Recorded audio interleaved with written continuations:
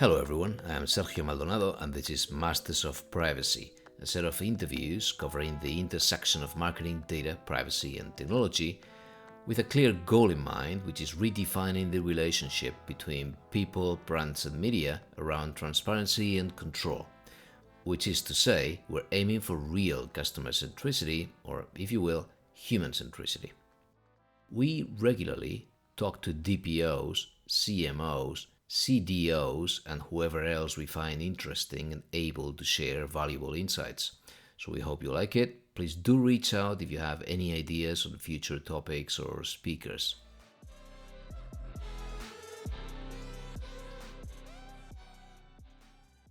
Okay, today we have a short episode that should hopefully make up for the equally short one, although highly relevant, coming up next week. And we're simply going to cover the upcoming NextAI Summit, with which we are partnering and that will be attending in late March at the heart of the Pyrenees. So for the first time, I talk about an event before I attend, rather than simply produce a summary at the end. NextAI is looking really strong and very focused on real-world solutions as opposed to other gatherings that we see all over the place with speakers like Anu Bradford, Gabriele Mazzini, Gary Marcus, Nigel Toon, Eduardo Ordax, and many others. So why a preview? In case anyone here is already working in some of the things that I have shown a lot of passion for in this podcast, like the application of AI to customer-centric MarTech, or intent casting, or empowerment tech, as we call it these days, identity-based agents, green AI, or sustainable AI, although maybe that should probably become a common trait, or any other areas covered here, again, like AI governance, AI compliance, in the context of very specific use cases. Well, again, if you happen to be working in any of them and plan to attend, please feel free to ping me on arrival, and I would love to meet up and even hopefully host a live chat from there. If you're still on the fence, we're also sharing a voucher code, and that can be used on top of the early bird discount. Anyhow, before that, let's try to understand what NextAI is about, why it is different, and who these people are, the speakers and what they do. And we'll do that with the event's founder, Alberto Lopez Valenzuela, who I've known for a long time. Alberto is an entrepreneur with over 25 years of experience in the decision intelligence sector, mainly in the UK, but also in the US. He founded Alva in 2009, a London-based AI analytics firm that ended up working with hundreds of blue-chip clients, expanding to New York, and establishing the company as an industry leader. In 2021, Alva was acquired by US private equity firm Falfurrias Capital Partners, and this, together with the incorporation of other companies, resulted in the creation of Penta. Alberto was then the managing director of its AI division until 2023. In 2024, he founded Ordino Partners, incubating and investing in AI tech startups with a meaningful social impact. He is also an author, so Alberto published The Connecting Leader in 2018, and of course his latest initiative is NextAI. So let's hear about the event.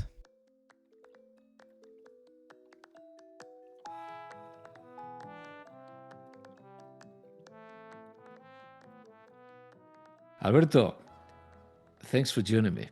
Thanks for having me, Sergio. Always a pleasure. So, as we've seen, you've had an impressive journey in AI. How did your career and the Alva story, if there is a connection, lead to NextAI? Sure. So as you know, for the many years that we've known each other, I started Alva back in 2009, when only researchers were talking about AI, yeah. And having been in traditional AI for many years, back in the day, technology advancements were really slow. And but after transformer technology was discovered in 2017, things started to get far more interesting. And in 2018 to 2021, we saw BERT, We saw OpenAI develop GPT-3, and we also saw Stanford researchers introducing the concept of foundational models. Yeah. Well, then back in the day, the only people you could talk about AI were mostly academics and researchers. But today that has changed. I mean, if you look at 2022, AI went mainstream. And with the launch of ChatGPT, there's been a relentless flow of information left, right, and center. And also, many claim to be experts. The hype has become exhausting, really, really Absolutely. exhausting. For everybody in this field, it's becoming exhausting. So among all this noise, I wanted to create a forum to bring together the European AI community. Yeah. Uh, and the vision really was or is to connect the vendor community, the regulators, the investors, the entrepreneurs, and practitioners, and do three things: to bring world experts of the different aspects of AI, to get the community members together in the same place, and to get a sort of a clear and a practical understanding of what AI means. And the third one, which I think is really important, is to foster new connections among the AI professionals, real face-to-face connections. As humans, we need connections. It's one of the things that actually makes us happier. So uh, yeah, this is how all this has come up. Fantastic. Well, thank you. Yes. Yeah, I had to ask you.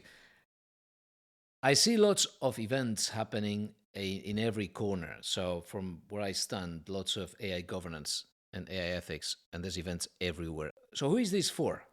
Yeah, the vision, as I said, is to bring together the community, and I think what's really top of my mind is actually there's been a lot of talk about diversity, but diversity is always about diversity of perspective.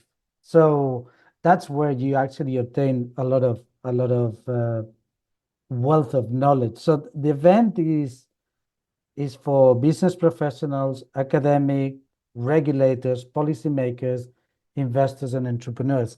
And in fact, as we will talk about the speakers in a minute, I hope you will see that I have representatives of all those communities, but also among the attendees, we also have representatives from those. So the what I'm trying to achieve here is that there's a bit of everybody, and then people make those connections, and then they can go deeper uh, on discuss whatever issues. But I also think that actually attending the summit is probably the the fastest and most effective way to stay ahead in all things AI. It's cutting through the noise, cutting through the hype. It's like a massive immersion that you get from all these world experts. So in terms of participants, we actually have they come from from all over Europe, also from North America. So far, we have 22 nationalities in the event, and I think we will have with few more. But yeah, it's all about diversity of background, diversity of role to actually enrich the conversation. Okay, so then can we talk about speakers, some of the speakers to understand the lineup? Sergio, you will be as surprised as I was because when I started the summit, I had a vision and I had an ideal of the kind of speakers I wanted to bring, but actually I am uh, how would I say I'm delighted and with capital letters. I'm delighted to say that we actually have some of the best and most influential individuals. And I think that's because they've been attracted by the format that we've created. So we have 20 leading speakers. Among them, we have Gary Marcus, the one and only Gary Marcus, who, as you know, and many of your listeners know, he's considered among the top 10 most influential personalities in the AI world. Also relevant to your listeners, we have Anu Bradford. She's a Columbia professor, and she's written two really important books on regulation, which is The Brussels Effect and Digital Empires. And she's considered as a top voice on that. And we also have in the regulation space Gabriele Mazzini, who was the lead author of the EU AI Act and who actually shaped Europe's AI policy. What's really interesting about Gabriele is no longer he's left the European Commission, and he's also going to give us an internal perspective of what happened at the creation of the EU AI Act, what was the original intention, and what was the final outcome. And I think I don't want to give a spoiler here, but I think his inside perspective is going to be extremely interesting. We also have entrepreneurs like Bob Van Luit, who is the co-founder and CEO of WeAviate, which is one of the top 5 AI businesses in Europe. We have Tero Jampera, who was the chairman and the founder of Silo AI. Silo AI was the largest independent AI lab in Europe, and it was bought last summer. We have Ariana Font, who is the co-founder and CEO of Alinea AI, and before she was the director of engineering at IBM Watson and the head of machine learning at Twitter. So we have. I mean, I encourage your listeners to take a look at the speaker list. We're expecting to make 3 announcements more on the speakers, but yeah, they are top speakers. Fantastic. Yeah, I've seen some other well-known people in there, so it is impressive. So, with all of these speakers, then, how did you choose to distribute the topics? What are the key themes that you're focusing on? Yeah, again, the goal here is to actually provide some sort of structure in such a fast-moving subject. Yeah, and the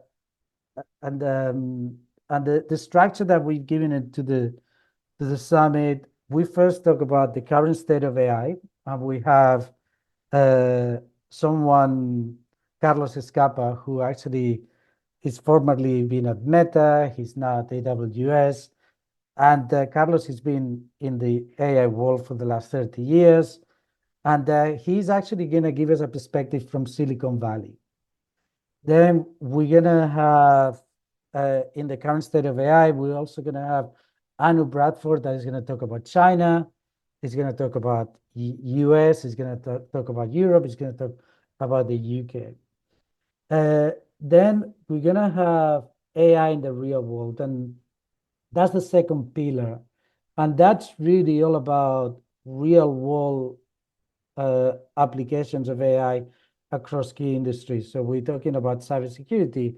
We're talking about healthcare and life sciences. We talk about financial services. So it's sort of in those sectors, how is AI being used? And there's one particular session from Eduardo Ordax, who's very influential in social media. Eduardo actually is going to talk about the combination of AI and humans and the augmentation that happened with that. And I think that's really interesting. Then we'll have Gary in the evening. That he will give us a sort of an overview of all things AI. Then on Friday, we have 3 things. We have investing in AI. And in there, we have VCs, we have founders, we have those two communities represented. We also have AI ethics, which is also really, really important. And then the final pillar is the future of AI. And here we take a sort of a longer term view of AI. So I know that for your listeners, AI regulation and ethics, it's really important. Anu and Gabriele are gonna cover regulation, and we have Ariana Font and Oliver Smith. Oliver, again, he was an advisor to the Prime Minister in the UK, and he's very strong on AI ethics. So I think it's a packed agenda for 1.5 days. But as I said, it's a huge immersion to all things AI. Good.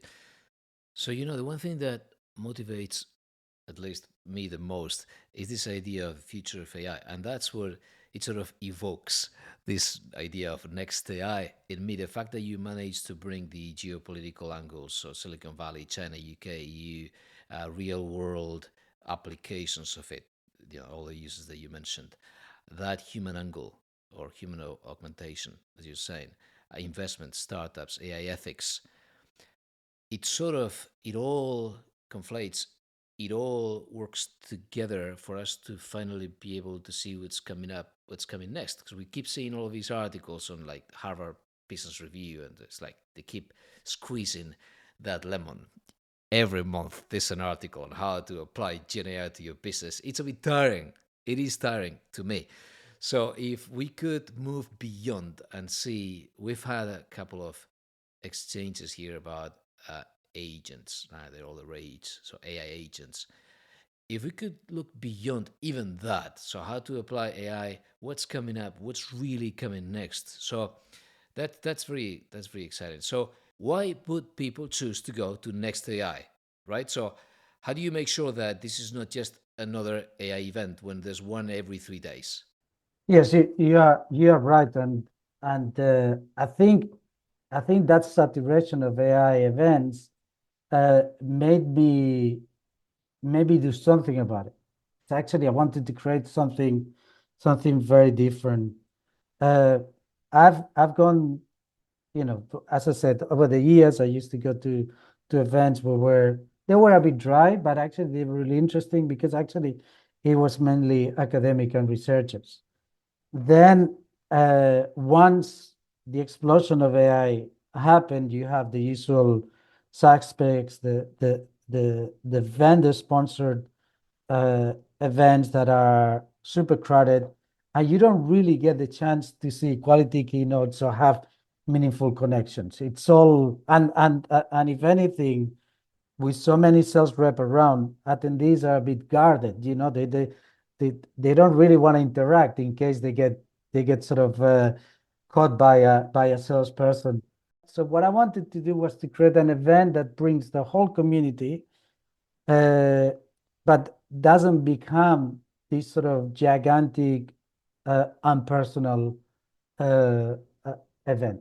Yeah.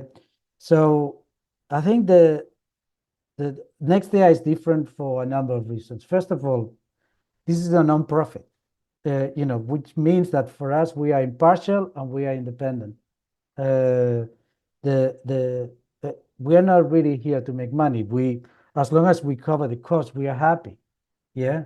Our goal is completely different. Our goal is to bring together this community. Yeah. So we are here to connect a community that has FOMO and don't want to miss out what's going on. Yeah. We also another thing that we want to do, it's really important for us, is to provide a high quality experience that is with the best experts, the right attendees, and a premium venue. So we work really hard to ensure that the summit remains accessible. We offer a premium experience, and it's at a relatively modest fee because we also take into account that people have to travel to the event and so on. So all when you put it all together, it's a very different thing. It's a very different experience that you get when you go to these sort of events that we were talking about. Very good. Yeah, being a non-profit, I'm sure it makes a huge difference. There's no agenda to push, for some sponsors or whatever. So then I need to ask you. So then, why Andorra, right? So why Andorra? The Andorra evokes many things, and I've had amazing moments in Andorra. Skiing, it's a beautiful place. It's sort of in my head, a sort of a Luxembourg of the south, happily nested between France and Spain. Again, amazing ski, beautiful, slopes with all of those trees. I have great memories of the place, but why is this the right venue? So as I keep going to the same thing, that when I thought about the summit, what really came to mind was bringing together and connecting the community away from the day-to-day distractions. Yeah, because again, when you go to an event, you are too close to the office. You have to run to the office because there's something going on and so on. Whereas the concept here is uh, much more about, hey, you're going away to immerse yourself in a different kind of experience. Yeah. So as for those listeners that actually don't know Andorra is a great tiny country in the Pyrenees between Spain and France. Is if not the safest, one of the safest countries in the world. And and the Andorran government is actually uh, and the Andorran community is actually working really hard for Andorra to become a premium location. Yeah. So the reason why I choose Andorra for the event is because I wanted to ensure that the experience was a high quality experience inside the venue and outside the venue. So outside, you know the people that come to Andorra, they can go ski as you say, they can go hiking. If they want, they can do helicopter rides around the Pyrenees. They can do they can go to Michelin rated restaurants. They can do luxury shopping. You know, there's all sorts of things you can do in Andorra. So and it's you know, some people might actually think that it's quite far away, but actually it's quite accessible. It's only 2.5 hours from Barcelona to Toulouse Airport.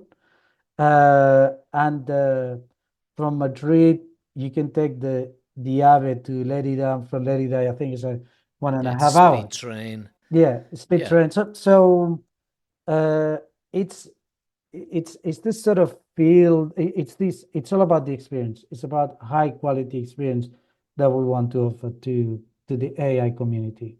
I mean, look, people are commuting all the way to Davos, right, for a few years. So you get some hard thinkers and a few posers up there in the mountains, and it seems to work.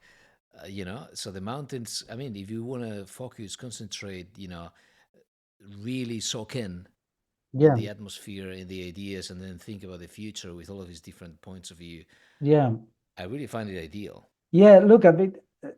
Gary Marcus comes from Vancouver. Anu Bradford comes from New York. Uh, Tero Jampera comes from Reykjavik. So we've got Carlos Escapa comes from Silicon Valley.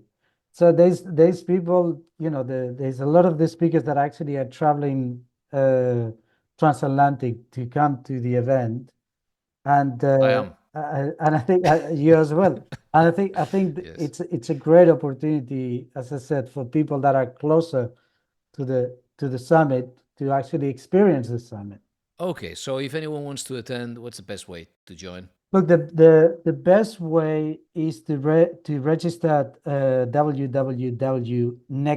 www.nextai.ad Alpha David.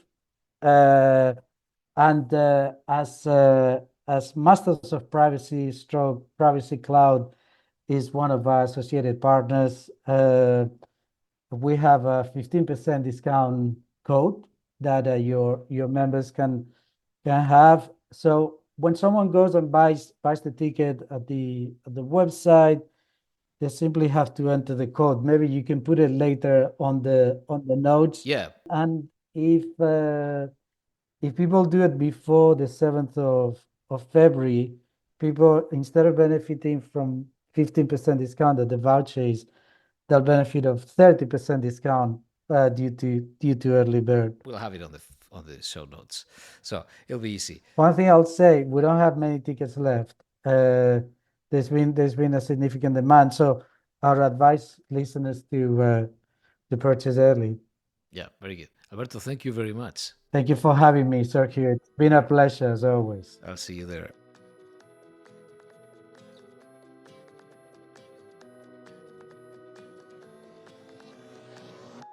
Okay, that's all for today. Follow us on Blue Sky and in the Masters of Privacy Altogether profile, you will find the starter pack, which includes the feeds of all of our past guests. There is also a Masters of Privacy LinkedIn channel, which I invite you to follow, where you will find links to our transcripts, cheat sheets, and other surprises every now and then. Our main website is mastersofprivacy.com. Thank you for listening.